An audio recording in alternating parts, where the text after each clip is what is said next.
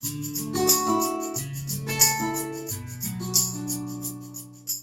છો બાળકો? મજામાં? આમાંથી સવારે વહેલા કેટલા ઉઠો છો મિત્રો તમે? 5 વાગે. કેટલા જણા વહેલા ઉઠો છો? સરસ. બધા વહેલા ઉઠી જાઓ છો? ઉઠીને કસરત કરો છો? બહુ સરસ. સવારે ઉઠીને મમ્મી પપ્પાને પગે લાગો છો? કેટલા જણ લાગો છો? બહુ સરસ. જો ન લાગતા હોય તો કાલથી લાગવાનું. તમે સવારે 5 વાગે ઉઠ્યા એવું કર્યું, પછી સ્કૂલે કેટલા વાગે આવો છો? 7 વાગે. સરસ. બધા બેલ પડે પહેલા સ્કૂલે આવી જાવ છો? હવે તમને ખબર કેવી રીતે પડે છે કે 7:30 વાગ્યા છે, સવારે 5 વાગ્યા છે એવું? ઓહ, વેરી ગુડ. તમને તો બધું જ આવડે છે. ઘડિયાળ કેટલાએ જોયેલી છે? Very good. ઘડિયાળ ક્યાં જોવા મળે? સમૂહમાં જવાબ નહીં આપવાનો. આગળ ઊંચી કરો, હું તમને પૂછીશ. બેઠા બેઠા જવાબ આપીશું. ક્યાં જોવા મળે બેટા? સરસ. મંદિરમાં. પછી? Very good. સ્કૂલમાં. શાબાશ. સરસ. ઘર જવાબ આવી ગયો છે. સરસ. ઘર આવી ગયો જવાબ બેટા. બીજે કઈ ઘડિયાળ જોવા મળતી હોય?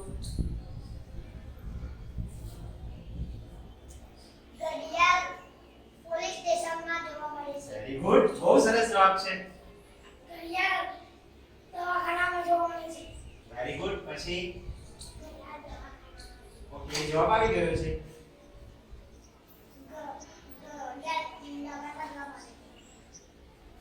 લગ્નમાં તો ક્યાંય બેટા જોઈ નથી, પણ ક્યાંક દર લગ્ન મંડપ હોય અને મંડપમાં ક્યાંક ઘડિયાળ હોઈ શકે.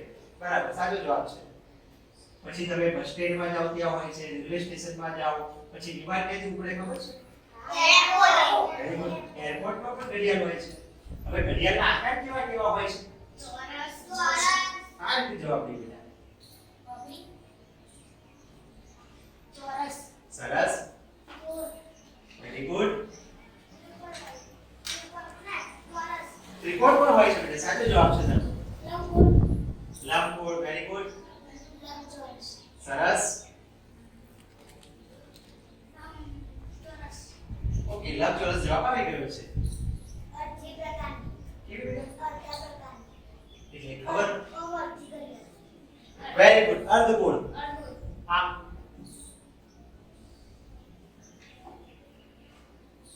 તમારે કેવું છે આવી? ઓકે, આવી ઘડિયાળ પણ હોય છે. ચાલો બાળકો, આપણે એક ઘડિયાળનો નાનો સરખો વિડિયો જોઈએ.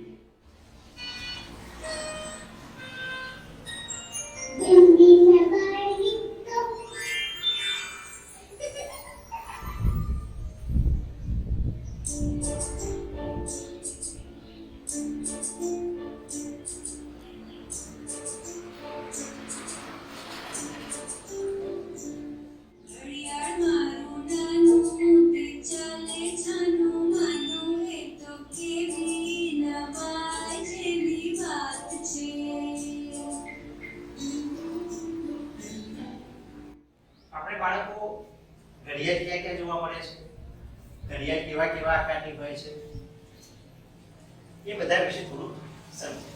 હવે જે ઘડિયાળ છે, આ રીતે ઘડિયાળ તમે સૌએ જોયેલી છે. આમાં અંગ્રેજીમાં 1 થી 12 લખેલા છે, એ પણ તમને વાંચતા આવડે છે. આ સતત ફર કરે છે, એ કાંટો કયો તમને કહેવાય છે? નહીં, સતત જે ફરતું હોય બેટા. Very good. પછી સૌથી મોટો કાંટો છે તે આપ જવાબ દે આપવાનો. આગળ ઊંચી કરીને મિનિટ કાંટો. Very good. પછી જે સૌથી નાનો કાંટો છે વેરી ગુડ. હવે આ પ્રકારની જે ઘડિયાળ હોય છે એ આપણે સતત આખો દિવસ શીખીએ તો રાત્રે સૂઈએ ત્યાં સુધી ઘડિયાળ જોતા હોઈએ છીએ અને દરેક ક્રિયા ઘડિયાળ આધારિત કરતા હોઈએ છીએ. હવે તમને મોટાભાગની વસ્તુની સમજ તો પડી ગઈ હશે. હવે મારી જોડે આ એક ઘડિયાળ છે, આમાં મારે 12 વગાડવા છે. કઈ રીતે વાગશે? કોઈ આવીને કરી શકશે અહીંયા? મિનિટ કાંટો અને કલાક કાંટો ફેરવવાનો છે. શું નામ બેટા તમારું? રિતિકભાઈ. આવો ચલો. આ ઘડિયાળમાં 12 વગાડવા છે. 12 કેવી રીતે વાગશે? કલાક કાંટો ક્યાં આવે અને મિનિટ કાંટો ક્યાં આવશે? બતાવો તો. ઓકે, રિતિકભાઈને કોણ મદદ કરશે? શું નામ બેટા તમારું? આવો. ચલો બંને સાથે મળીને આમાં 12 વગાડવાના છે. આ બાજુ બેટા મોઢું રાખીશું. ગુડ. ચલો કરો.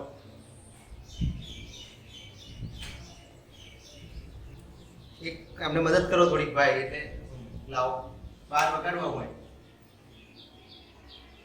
સરસ.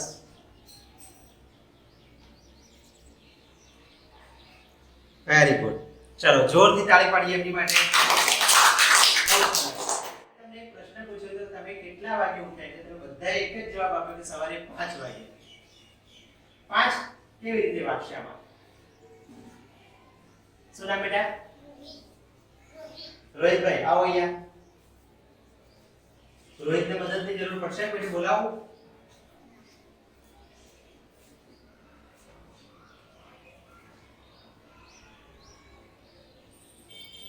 આ 5 વાગ્યા છે કે કેટલા વાગ્યા બેટા? 5. Very good. 5 વગાડવા હોય તો કલાક કાંટો ક્યાં હોય અને મિનિટ કાંટો ક્યાં હોય, એમાં થોડીક ભૂલ કરી છે એમણે. કોણ સુધારશે ભૂલ આવીને? આવો તમે.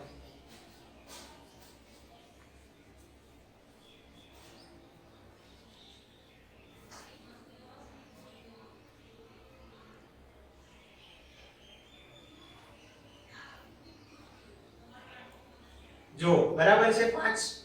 ઓકે સરસ. જોરથી તાળી એમના માટે.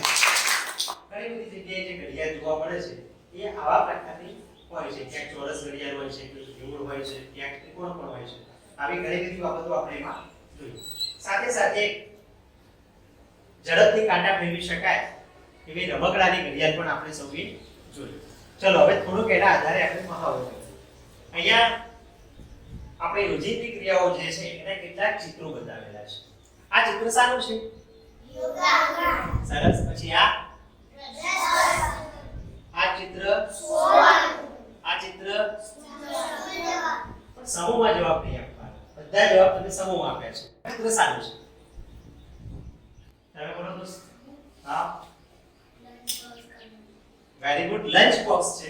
લંચ બોક્સમાંથી આપણે શું કરતા હોઈએ છીએ? લંચ. પછી ડિનર પણ કરતા હોય ને એમાં.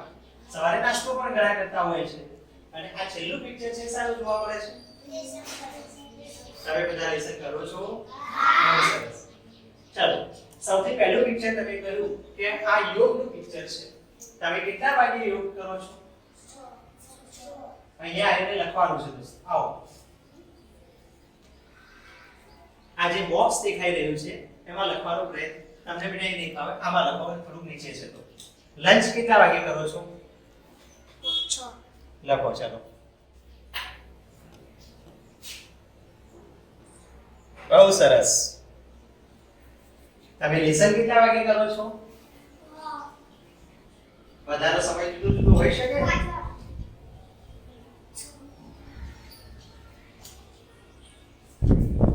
હા ત્યાં લખો એમાં.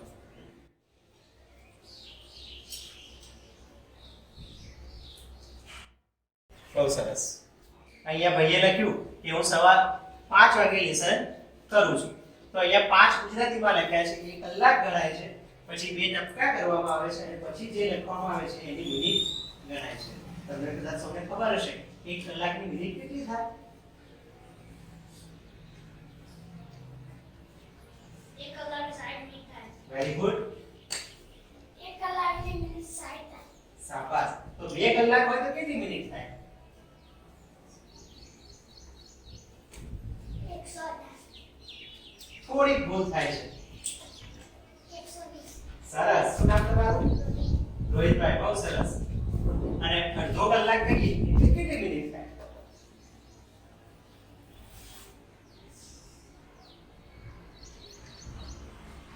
તમે બોલો દોસ્ત. બહુ સરસ. આપણે ઘણીવાર કહેતા હોઈએ છીએ કે અડધો કલાક તમે રાહ જુઓ, હું આવી જઈશ. કહો છો ને? સરસ. આગળ મૂકી દઈએ. ઓકે. હવે ઘડિયાળ વિશે આપણે ઘણી બધી બાબતો શીખ્યા. થોડું ઘરે કામ કરવું છે, લેસન આપવું આજે. કાલે લખવાનું નથી, ખાલી કાલે તમને આવી અને સ્કૂલમાં એટલું કહેવાનું છે જે લેસન આપી રહ્યો છું એ તમારે એનું 5 થી 7 વાક્યો બોલવાના. લેસન એવું છે જો ઘડિયાળ ન હોય તો ઓકે કાલે મળીશું ફરી ધન્યવાદ